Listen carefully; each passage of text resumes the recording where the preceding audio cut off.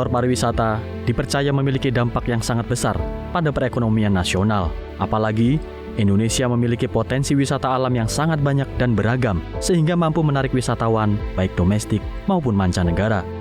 Berdasarkan laporan Kemenparekraf, pasca COVID-19, kunjungan wisatawan mancanegara berhasil mencapai angka 11,41 juta hingga November 2024. Sektor pariwisata telah mampu menghasilkan PDB pariwisata sebesar 4,3% atau 42.303,16 miliar rupiah, devisa sebesar 4.260 juta US dollar, dan menyerap tenaga kerja sebanyak 21,26 juta orang.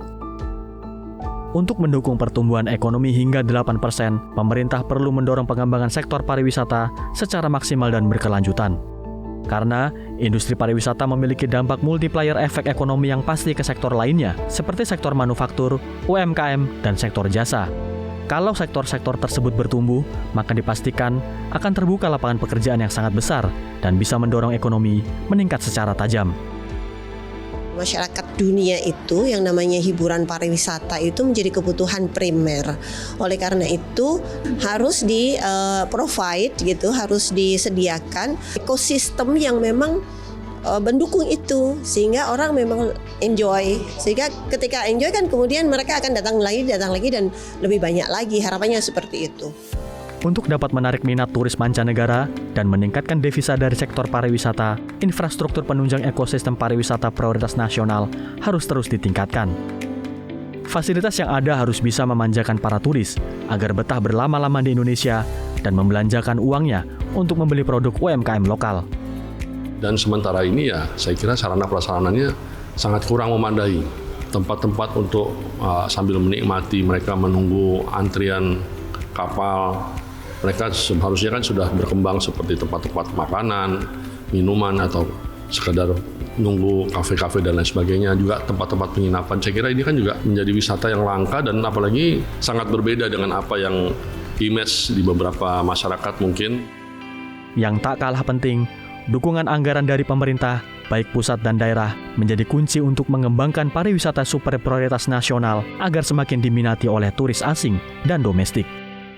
Jadi memang kita harus mencari cara-cara lain, salah satunya tentunya untuk mungkin bisa mendorong agar APBD terutama dari provinsi dan dari kabupaten bisa dikerahkan. Walaupun tentunya kami dengar dari kabupaten sudah sangat mendukung, ya.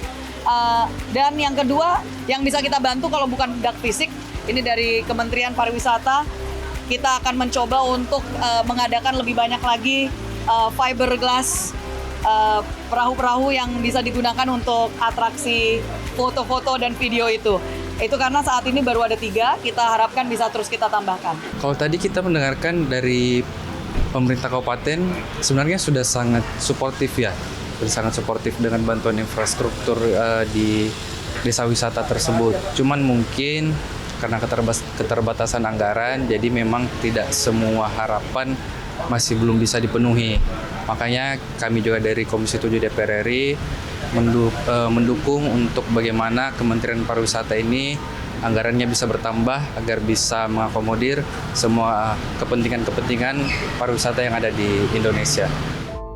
Sudah seharusnya target perolehan turis wisata internasional di Indonesia jauh lebih tinggi dari yang didapat oleh negara-negara lain seperti Thailand, Jepang, dan Korea Selatan. Tujuannya jelas, semakin banyak turis yang berkunjung ke Indonesia, pendapatan negara akan semakin bertambah dan target pertumbuhan ekonomi nasional dapat tercapai. DPR menegaskan sudah seharusnya Kemenparekraf segera membangun sumber daya manusia yang handal untuk mendukung seluruh ekosistem pariwisata, mulai dari driver, pemandu wisata, pelaku UMKM, hingga industri perhotelan untuk dibina dan dilatih agar bisa memberikan informasi dan pelayanan kepada wisatawan internasional dan domestik tentang semua potensi pariwisata yang ada di wilayahnya masing-masing. Dengan demikian, sektor pariwisata sekali lagi akan berperan sebagai lokomotif penggerak ekonomi nasional ke arah yang lebih baik.